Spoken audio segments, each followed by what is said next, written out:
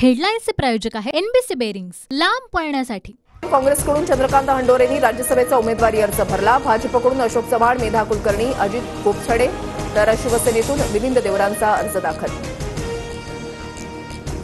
प्रफुल्ल पटेल अपात्र ठरतील म्हणून त्यांनी अजित पवार गटातून उमेदवारी दाखल केली। संजय राऊतांची टीका, काही गोष्टी गुलदस्त्यात राहू द्यात, अर्ज का भरला लवकरच कळेल, प्रफुल्ल पटेलांची प्रतिक्रिया। भाजपानं नारायण राणेंना त्यांची जागा दाखवून दिली, वापर करून कचऱ्याच्या डब्यामध्ये फेकून द्या, हीच भाजपची नीती, विनायक राऊतांचा हल्लाबोल।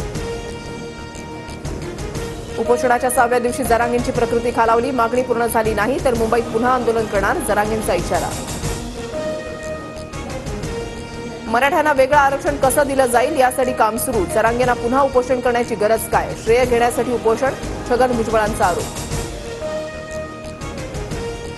20 तारखेला अधिवेशन, मनात आलं म्हणजे अधिवेशन घेता येत नाही, उदय सामंतांची प्रतिक्रिया, तर सरकारकडून जरांगेंच्या जीवाशी खेळण्याचा क्रूर पाप, विनायक राऊतांची टीका। सरकारनं ओबीसीमधून मराठा आरक्षण दिलं किंवा सरसकट प्रमाणपत्र दिल्यास ओबीसी पेटून उठेल, ओबीसी नेते बबनराव तायवाडेंचा इशारा। छत्रपती संभाजीनगर जिल्ह्यामध्ये वेगवेगळ्या ठिकाणी जरांगेंच्या समर्थनार्थ रास्ता रोको, मनोज जरांगेंच्या मागण्यांची तातडीनं दखल घेण्याची मागणी।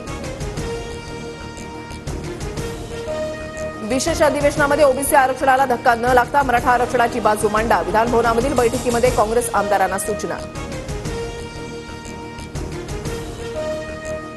राष्ट्रवादी आमदार अपात्रतेचा निकाल वाचनाला दुपारी 4:30 वाजता सुरुवात होणार, निवडणूक आयोगाच्या निकालानंतर विधानसभा अध्यक्षांच्या निर्णयाकडे लक्ष।